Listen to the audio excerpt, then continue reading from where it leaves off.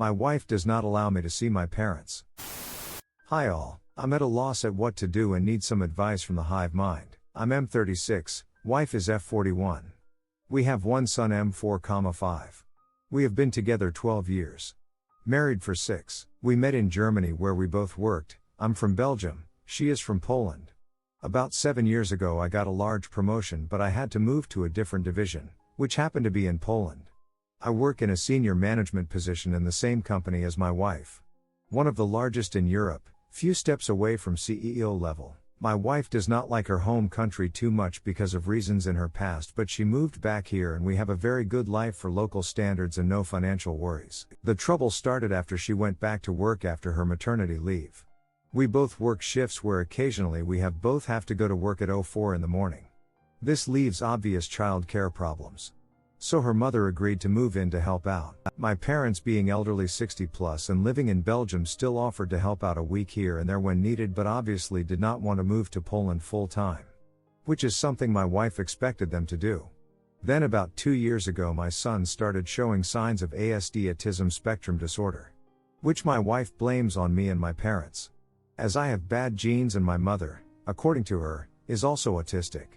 My mom is also 80% deaf, which she refers to as handicapped and confirms bad genes. My wife's mother also blames me for my son's ASD and I'm being yelled at everything I do at home. When I have to work long hours occasionally I am afraid to go home to get yelled at by both of them. They say I caused the problem with my son and I have to take responsibility and quit my job. I earn 85% of family income and my wife wants to continue working. My mother-in-law basically runs the show in the house and her mood sets the mood of the house if there is yelling and shouting.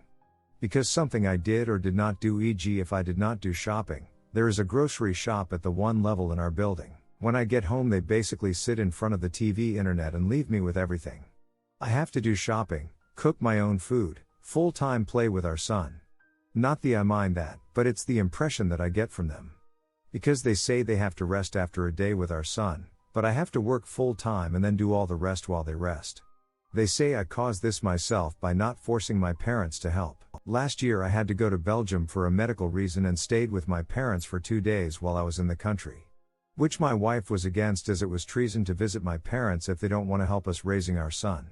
I brought some clothes back home for my son which she threw in the trash. This has been going on for about 2 years already and my mental state has deteriorated as a result. I get blamed for everything.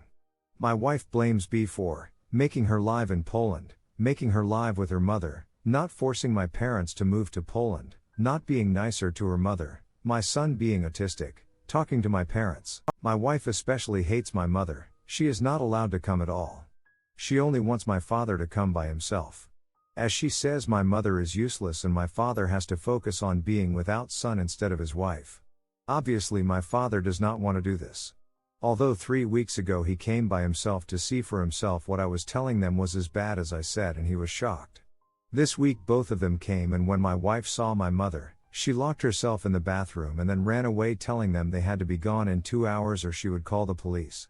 Because only my father was invited and not my mother. Now she says my parents are banned forever because of not following her requests for him to come alone. Although her plan was for my mother to come from January to replace her mother.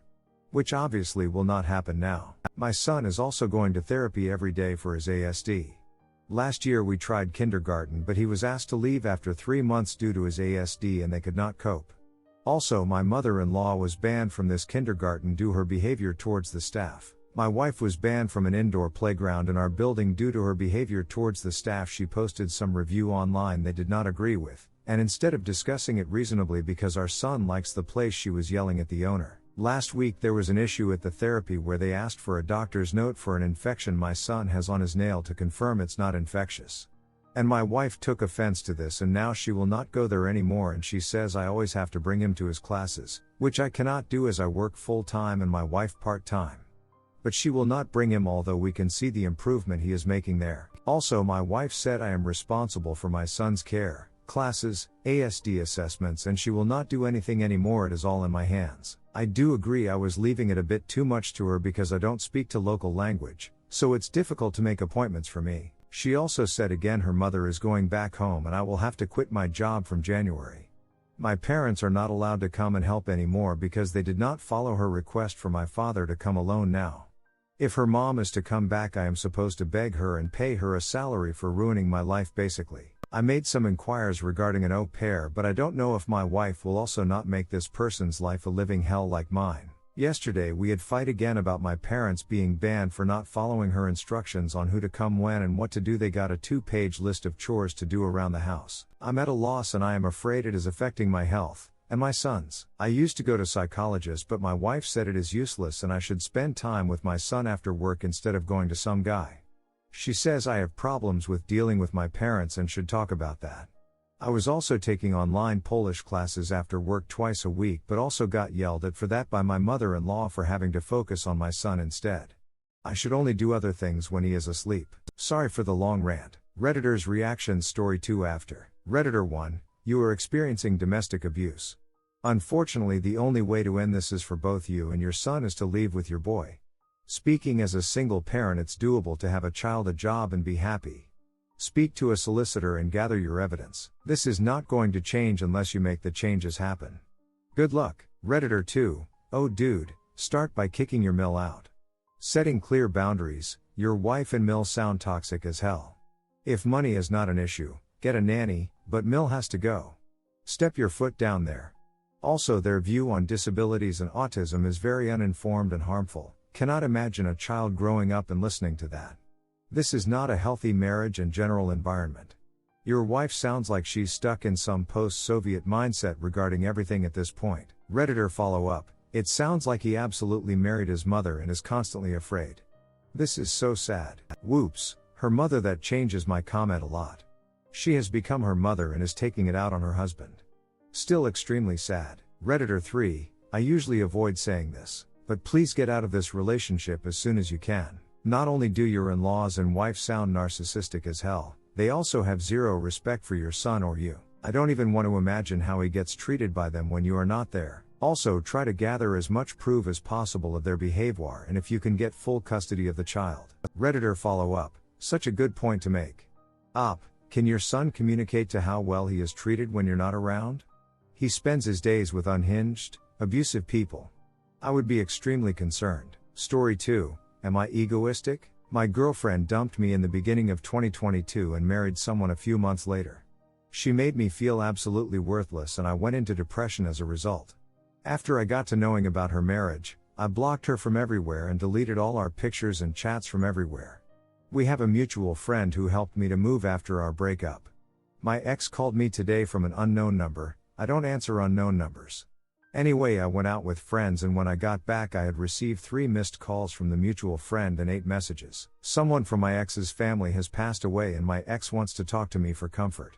We haven't spoken for 5 months. The mutual friend who helped me in healing from the relationship is calling me egoistic and stupid. Am I being egoistic? I really loved my ex. After our breakup, the mutual friend told me that my ex had cheated on me with him. I lost all the respect for my ex and didn't want her in my life anymore. This is one of the reasons why I blocked her from everywhere. I know what it's like to be cheated on and I don't want her husband to feel that. Atleast not with me. What should I reply to the mutual friend? Please help. Edit. Thank you all for your comments everyone. I blocked the mutual friend.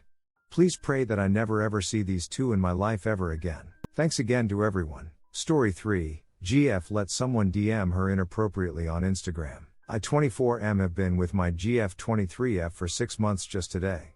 We've had one issue in the very beginning of our relationship where a girl I used to date talked inappropriately to me online. I had to block her because she just would not take no for an answer. Since then, the relationship with my GF has really taken off. We've been saving to buy a house and travel the world. We've talked multiple times about our future and we both share the same goals and ideas. However, yesterday I stumbled upon something that shook me a little and I feel like I need Reddit's opinion on the matter. Here's what happened. We were planning on our computers our summer trip to Portugal. I needed to go to the bathroom as people do and realized I had forgotten my phone upstairs in the bedroom. I needed something to pass the time as I was going to be in there for a while and picked her iPad to play games. That's when I saw a DM notification from one guy calling her baby, and another as if they were having a chat. Now I didn't snoop around in her stuff, these were just laying there in the open for me to discover. She had previously opened up about said guy, saying she had one date with him in the past and that since he hasn't stopped pestering her even though he knew she wasn't single. Now I had a chat with her about this situation and she said he was the only one talking and that she didn't give him attention, which seems false given what I saw, but then again I didn't invade her privacy, so she could be right. Now I'm left reconsidering everything. I was planning to propose to her on our trip as it would be on our 1-year anniversary, but I'm no longer sure. I know she's not physically cheating, but is she making herself emotionally available to someone else? Am I not meeting her needs and is she seeking attention from other men? After all that, she still hasn't blocked him, even though I did the same prior in the relationship and she knows. Edit. Realized I forgot to add that ever since we've been together she's liked every single post he has made on social media. Update: GF let someone DM her inappropriately on Instagram. So following my previous post, me 24M and my GF 23F had a conversation about boundaries and respect towards each other when it comes to social media. It left me feeling good for a couple hours, until I realized the whole thing felt fake and rehearsed. Previously she had stated that their conversation was one-sided, only him texting and her ignoring or giving boring answers, and she reiterated it during our last conversation. This morning I did something I'm not proud of and I'm really ashamed of. I went into her DMs to see the conversation. What I found has shattered my trust in her. To put it simply, she lied to me. The conversation was much worse than she said or I could have imagined. They've been talking constantly every week. Sometimes he initiates the conversation, sometimes she does. He's been putting moves on her every time they talk, calling her hot stuff, baby and a bunch of other catcalling names, saying she should come over or that he's coming over. The way he says it lets me think that he never does, and she also lives at her parents', so I'm not worried about that. Not once has she said to him it was inappropriate or that she wanted him to stop. They've been sending each other disappearing pictures which unfortunately have disappeared, so their content is lost on me. I'm lost, I feel betrayed, and I don't know what to think and what to do with this information. When I first confronted her about it, she offered the messages which I stupidly refused, and she seemingly hasn't deleted them, so she clearly thinks she did nothing wrong. The only thing she has done is to mute his notifications. So I wouldn't see them? So she wouldn't be bothered by him? I feel like I should just throw the towel and walk away from this relationship. Redditor's reactions. Story 4 after. Redditor 1. Bruh, any person is going to tell 2 to end the relationship. Despite the fact that you invaded her privacy, it gave you the light and information you needed to see that she can't be trusted.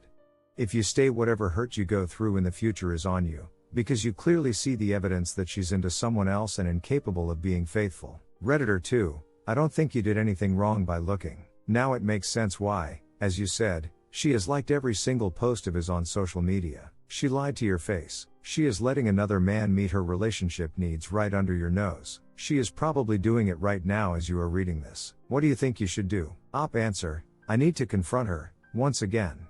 She needs to see what I saw and admit to whatever it is she's doing. I'm probably gonna end up single by the end of the day no matter what, as she has proven her actions do not match what she says. Redditor 3. I think you are thinking clearly. She lied to you and you need to walk away. Find someone who will respect you. Story 4. Is my GF cheating? Should I break up? My girlfriend 22Y and I 25Y have been dating for 4 years. But recently, in August, she's been texting to a guy a lot. She's been a lot more secretive with her phone, but I never was suspicious. What gave me the alarm bells was one night at a bar night, she invited a few friends including this guy. I am usually touchy with her, but that day, she didn't like it, and when I touched her, she pushed my hand away and checked if the guy saw him. Prior to the bar night, they spent a whole day together one-to-one, going to lunch, museums, dinner and dessert, and even sat on riding a duck boat in our local pond. Very datey activity. It bothered me and she never did anything to resolve the issue. Fast forward to recently, they've had 2 dinners together after that bar night, and after one of the dinners, they went to meet a close friend of my GF's.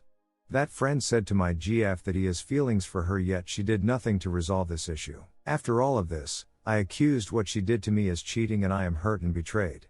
But her excuse was that I am insecure, no trust in her, and also says that she doesn't like him, and it's not her fault it turned out like this. I am busy with work and don't have a lot of time for her, so one of her excuses was that she was bored and started to make friends. Story 5. Sex addict cheating husband admitted to putting spy camera in guest bathroom. Edit. I deleted a bunch of details about husband's affair because it was too specific and could potentially identify as AP. Sorry for the length. After months of D-days and trickle truth, I've discovered my husband was having an emotional and, let's face it, probably physical affair with his ex-girlfriend on and off for years. It ended a few years ago, but only because she passed away unexpectedly. Since then, he's admitted to paying a stripper escort he used to know for pics videos, asking for nude pictures from randos on Snapchat while posing as a woman, and texting escorts, though he claims he never met up with them. He's now claiming he's a S-time addict, and has been going to meetings, working with a sponsor, and we've started therapy with a CSAT. The most concerning thing, though, is that he admitted that a few years ago he bought a coat hook spy camera and put it in our guest bathroom. He said he put it there to try and get a video of him and me having S-time in the shower. The scary part is that during the time frame he says the camera was there, I had 2 attractive flight attendant friends use our house as a crash pad while commuting to work. Guess which bathroom they used? I somehow doubt that I was the primary reason for installing this camera. While he denies trying to record my friends, and swears he never shared anything that was recorded, this has spun me the duck out. I literally tore our house apart to make sure there were no more hidden cameras, didn't find any.